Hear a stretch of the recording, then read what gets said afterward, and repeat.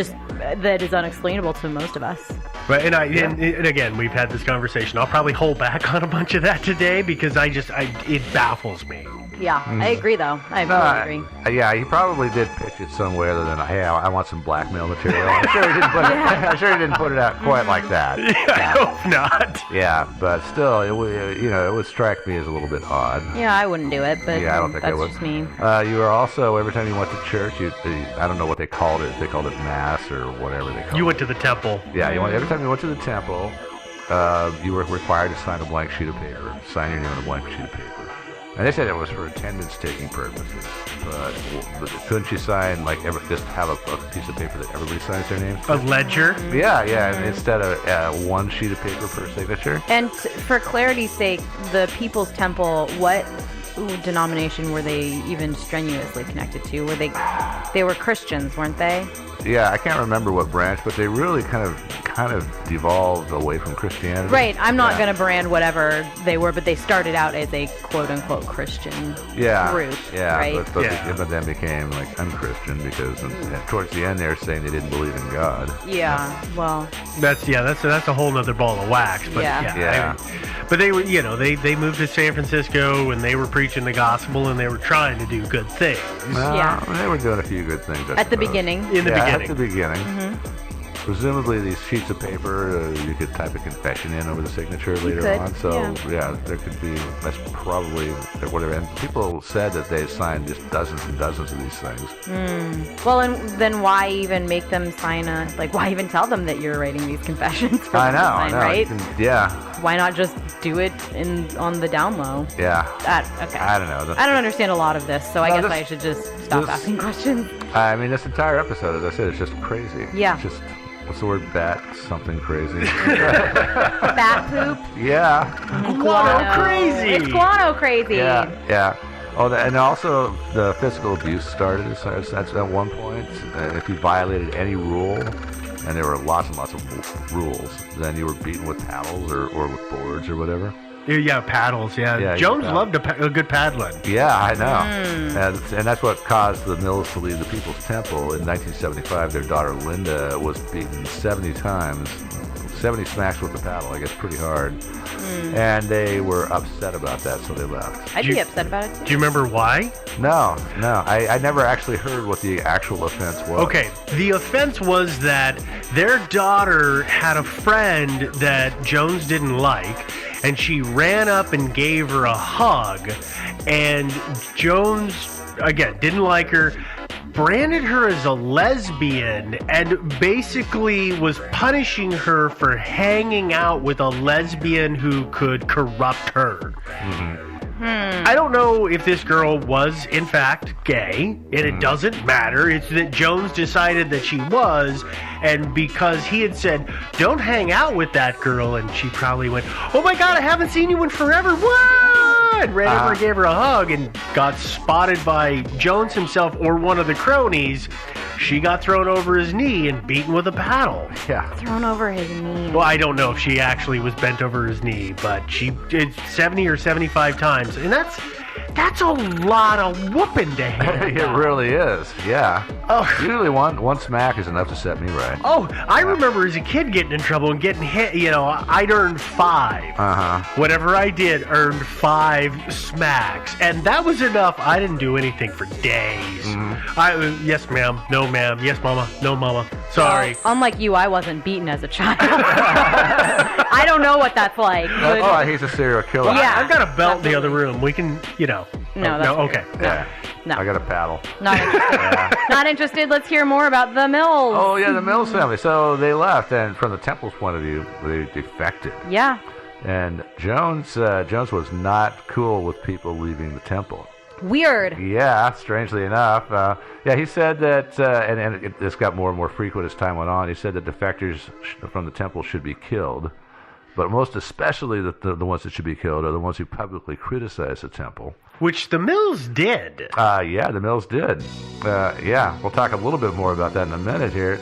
A few defectors did die under kind of mysterious circumstances. The most mysterious one of all, most of them actually, it's kind of hard to say, but there was one guy named Robert Houston Jr., who was a railroad worker for his day job, And he was a member from 69 to 76 on specifically October 2nd, 1976. He called his ex-wife and told her that he was leaving the People's Temple.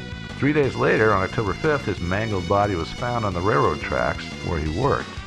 It was listed as a train accident, but that was quite a coincidence. That is a huge coincidence. And he was in San Francisco where the temple was. Yeah.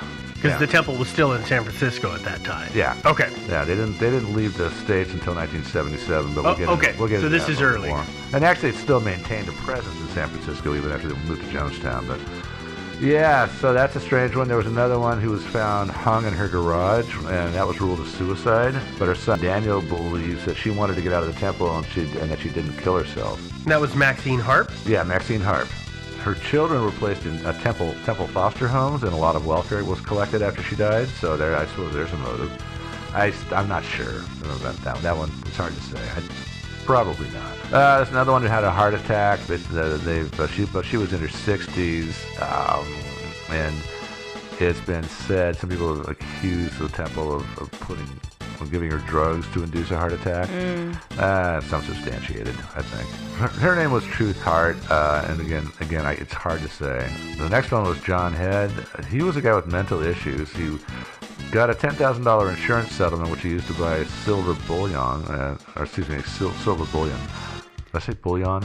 You did. That's what you make, silver soup base. Yeah, I know. Yeah. So he bought some bullion, $10,000 worth of bullion, apparently at the suggestion of a temple member, and then the same temple member persuaded him to join the temple. And of course, when he joined, he turned the bullion over to Jones. Of course he did. 3 weeks later, he jumped or fell off the roof of a 3-story warehouse and died. It was ruled suicide. Maybe not. But yeah, he did have some mental issues. Yeah, these are all kind of very convenient. Yeah, right? But slightly questionable if anything hinky was going on. Mm-hmm. Yeah. Well, lastly, there was a guy named Chris Lewis who worked as security for the temple. He actually came to the end of the temple as a drug addict, and he was one of their success cases. But he wound up joining the temple, and he became one of the thugs, one of the enforcers, and he was security. Yeah, he was security, but there were things like he would call people up who had left the temple and threaten them and stuff like that. Yeah, there was a lot of that going on. I was reading about that in the FBI files. So he's kind of a militant, would that be the right word to use? Yeah, I guess, yeah. Fiercely loyal to the temple. Some people have said that he had become kind of a liability, like a little PR liability for the temple, and so he was found dead in late 1977. Although the police concluded that it was either drug-related or some sort of vengeance killing. But they did rule it a murder. Yeah. Oh yeah. Yeah. It was that. Yeah, it was. But so again, there's no real evidence there. But it's kind of weird. A lot of people seem to be dying. Yeah. Except for Robert Houston Jr., which I think really is suspicious. All these others, there's really not much evidence. But given all the incredibly murderous things that happened later, I wouldn't entirely rule it out. So in 1975, this is when the Myrtles changed their name to Al and Jeannie Mills, and that's when they founded a group called the Concerned Relatives, which brought together a lot of former temple members who were critical of the temple. They held press conferences. You know that Jones just hated these people. Of course, they had press conferences. They filed lawsuits on child custody and property disputes because, of course, a lot of the kids were still in the custody of the temple. Yeah, there were people that wanted their kids back. A lot of the temple had a lot of people's property. They wanted their property back. They also lobbied Congress, and they eventually came to the attention of Congressman Leo Ryan of California. And if you're familiar with this case, you know who Leo Ryan is. But we're going to tell you more about him in a few minutes here. In the summer of 1977, an article appeared in New West magazine, which apparently they interviewed a whole bunch of former temple members, and there was a lot of dirt in this magazine article about the temple. And this has been listed as the precipitating cause for where Jonestown was. Now, Jonestown, they had actually been building since 1974. They'd leased several thousand acres of jungle from the Guyana government, and they had built a bunch of stuff. They built a bunch of buildings and little tiny houses for most of the worker bees to be in, and of course a much nicer accommodation for Jim Jones. Of course. Yeah. And a big open air pavilion in the center of camp, which is where people would go to eat. And and they'd go for things like White Nights, which is when they'd get to sit around and listen to Jim Jones ramble on randomly for hours about stuff. Well, no, that wasn't what the White Nights were. That was a regular basis for just the ramblings. Well, no, the of White Jones. Nights. The White Nights were crisis talks, right? Yes, they were crisis nights where you were given one of 4 decisions as a group to make. You could commit suicide, you could fight back, you could run, and suddenly I can't think of what the 4th option was. I remember there was 4 choices, and the group communally had to decide. Drop down and curl up into a ball. Oh, that was it. Surrender. Yeah, Surrender. You're right. That was actually it. Surrender. Hey. Wow. Yeah. Oh, I'm so glad I'm not part of a weird, crazy cult. Yeah. Well, as far as I know. Did you find out why the Guyanese government gave them the crown they gave them? No, I didn't figure that one out. Why? Okay. I thought they leased it. They did, but they had to go through a whole bunch of red tape to do it. And evidently, they weren't. The government wasn't on board with doing it at first. Are you talking about the temple women who did favors? No, not at all. Not at all. Yeah. They gave them a chunk of jungle land that was basically useless from the government's perspective. But here's the great thing. What's the other country that's on the border? So Venezuela. And so, are you hinting that perhaps that was like a handy waypoint for drug smuggling? No. There was some friction between those 2 governments at the time, and Guyana said, "Well, if we have this huge white American population living right next to the border, they're not going to invade, because if they invade, they're going to kill all these people, and then the American government's going to get mad and come in and wipe them out." Yeah, that is. So it was kind of a ploy to put Jonestown between themselves and at that time a political enemy. I see. That makes sense. Especially if there's a border dispute. Yeah, and that's it. Yeah. It was totally a border issues, and there's a whole long list of stuff that was going on there. But that's the simple version of it. Those crazy South Americans. After they migrated to Jonestown, the concerned relatives stepped up their campaign. So this is after the People's Temple moved to Jonestown. Yeah, I guess I did put that kind of right. Yes, after the People's Temple moved to Jonestown, they moved the majority of their congregation. They moved about 1,000 people down there. Yeah, and you would be concerned, especially if there were, any kind of questionable things? Yeah, or like kids that you wanted back, or property you wanted back. Oh, yeah. It becomes way harder to get all that stuff back. Oh, yeah, really. I think that's one of the reasons that Jones took them all down there. Oh, yeah, they're absolutely. Just out beyond the reach of U.S. law. Yeah. So they accused Jones and the temple accurately of virtually holding everybody there prisoner. They said that it was pretty much a concentration camp, and frankly, in reading the FBI's files, their interviews with people, that's what a lot of those people said. They said it was like living in a concentration camp. Temple, they said that, this is again the concerned relatives, said that the temple confiscated everyone's passports and their money, which would make it impossible for them to leave, and that all mail outgoing and incoming was censored, and that everybody except the elite, the guys with the guns who were the guards, who kept them all outside, were forced to work 12-hour days and fed really crappy food. Mostly what they ate was rice and gravy.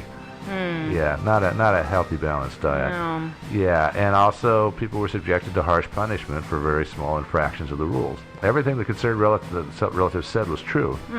And we talked about before, Jim Jones would get on stage and he would talk for an hour to 3 at a time. Oh, sometimes into the wee hours. Yeah, you had to go after working a 12-hour day. And listen to this bore. Sit on a pew and listen. And I bet you got beat if you fell asleep. Probably. I imagine falling asleep was highly frowned upon. Yeah. I can kind of see why you would drink the Kool-Aid after months like that. I'll be honest, at some point you kind of hit that point where you're like, God, you know what? Honestly, though, death is better than this, so... No, I mean, there's no awe about it. You hit a point. No, I can understand. I mean, we're kind of making fun of the state of mind, but I see what you're getting at. I'm being genuine when I say that. Just so you know, I'm genuinely saying that if I were subjected to this, I would probably try to kill myself. I would try to escape myself. And there were people who tried to escape. There was a small group of people put together a little a little conspiracy, and they took some clothes and stuff and put them in bundles and pre-positioned them out in the jungle and stuff, so they send supplies and things like that. And so when they're all ready to finally make their escape, then they could all just beat feet into the jungle. How'd that go for them? It didn't work out. Yeah. Unfortunately. Well, one of the reasons it didn't work out is, well, let's get back to Congressman Ryan. Okay. The concerned relatives finally persuaded Congressman Ryan to go to Jonestown to investigate and maybe, if possible, get some of their relatives out of there. So he went down to Guyana along with his assistant and a bunch of journalists and also a bunch of relatives. And in the end, only 4 of them got to go along and go into Jonestown, only 4 of the relatives, because the rest of the whole entourage was the journalists and the congressman. And also a lawyer for the temple named Charles Gary. And I read did you read his statement to the FBI? I didn't find it. Yeah. That's such a huge volume of information. Yeah, that was interesting. Yeah, there were actually two attorneys there that day. There was Charles Gary and Mark Lane. And their story was kind of interesting, actually. I'll tell you a little bit more about that. But prior to the congressman and the entourage arriving in Jonestown, of course, this came out in statements that everybody gave to the FBI. They were told in no uncertain terms to act really happy. Mm-hmm. Don't talk to these people if you can possibly help it. Just go about your duties and just act like you're really thrilled to be here. Sure, yeah. And of course, they got better food. That was one of the nice things about having visitors come, because then suddenly they would get a little meat for a change, and not just rice and gravy. Mm-hmm. And so, and so they put on this whole dog and pony show to make, and they actually had Ryan a bit fooled at first, and then at that point he told people that he was there if possible, if anybody wanted to leave, to take them with him if you want, and so he'd encourage people to let him know that anybody wanted to leave. And meantime, some of the journalists that were there were getting little notes handed to them from people who were living in Jonestown. Notes on the order of, "I want to get the hell out of here, please." Take me with you. When was Ryan in Jonestown? He was there. He arrived on November 17th, 1978, which was a Friday. Okay. Yeah, and then things really kind of went all to hell the next day on November 18th. Because I was just sitting here thinking, I can't remember if he was there for 2 or 3 days. Yeah, 2 days. Yeah. So at this point, he realized that there were people who wanted out. Not everybody was thrilled and happy to be there. And Weird. Yeah, and he told Jones that people wanted out, and I believe the number of people that said they wanted to go out was ultimately 14. But the number actually was really a lot higher. I think a lot of people were afraid to speak out. Yeah. Understandably. Yeah, but I told you about the attorneys, Mark Lane and Charles Gary. Those guys actually didn't have a good relationship at first, but it sort of got better. And at one point they took a little walk. I think it was Friday afternoon. It might have been Saturday.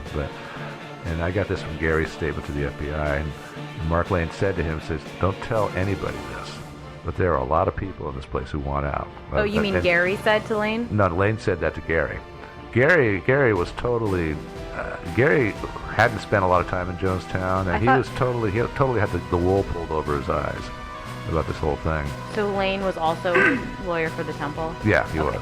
That was one of the reasons they didn't get along, is that Gary thought he was the counsel for the temple, and then they found out that they had another lawyer working, and then that really ticked him off big time. Sure. Eventually, he got over it, and they wound up actually escaping together. But so Lane told Gary that at least 150 people wanted out really bad, and maybe he's thinking maybe as high as 300 people. And how many people were living there at the time? About 1,000. Okay. Yeah, roughly 1,000. Seems like maybe 1,000 actually wanted out. Yeah. Well, no, I mean, if you were one of the elite, you got to carry a gun and push people around, and you got better food, and you didn't. But have to how work many 12 hours realistically? Like, what percentage of them were the elite? Right, 10% at the most. No, yeah, not even 10%. I would say probably more like about 5%. Yeah. So those guys, they probably didn't want out. Okay, let's delve into this a little bit as well.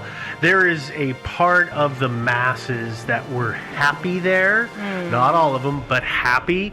One of the reasons that those people were happy and content is that they were on drugs. There is that. Oh, fair. Joe, do you remember what it was that they were feeding people? Oh, God. I keep wanting to call it Thorazine, and I know that's not it.